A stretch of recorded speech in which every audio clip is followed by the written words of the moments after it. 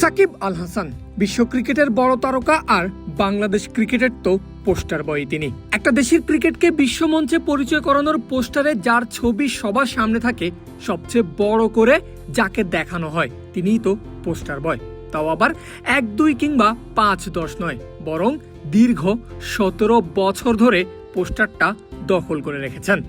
ক্যারিয়ারে দেশের জার্সিতে একটা ট্রফিও জিততে না পারা একজন ক্রিকেটার কি করে বিশ্ব ক্রিকেটের এত বড় তারকা হলেন?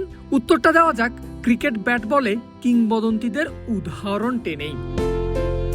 আন্তর্জাতিক ক্রিকেটের ইতিহাস 150 বছরের, যেখানে এখন অব্দি মাত্র 49 জন ব্যাটার 14,000-এর বেশি রান করেছেন।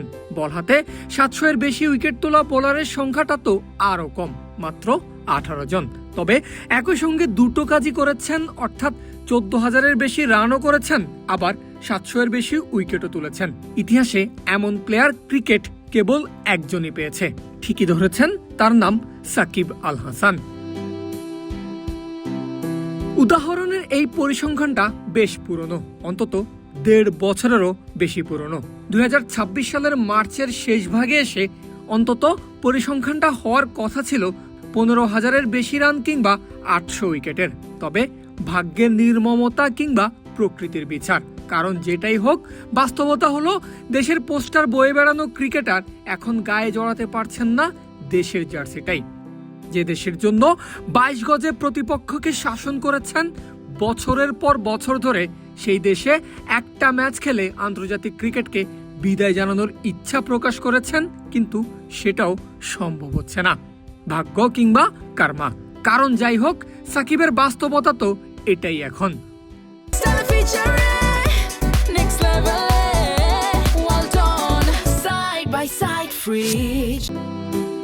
প্রায় 2 বছর ধরে দেশের বাইরে আছেন আল হাসান, কিন্তু তার ইম্প্যাক্ট, ইফেক্ট কিংবা প্রাসঙ্গিকতা একটুও কমেনি এই দেশের ক্রিকেটে।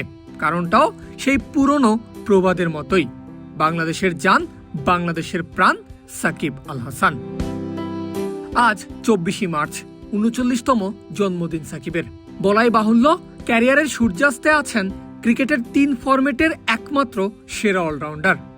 এক ক্যারিয়ারে সবই পেয়েছেন সাকিব, তবে হয়তো নিজের হোম গ্রাউন্ড শেরেবাংলা থেকে ফেয়ারওয়েল নেওয়ার ইচ্ছাটাই এখন তার সবচেয়ে বেশি গভীর।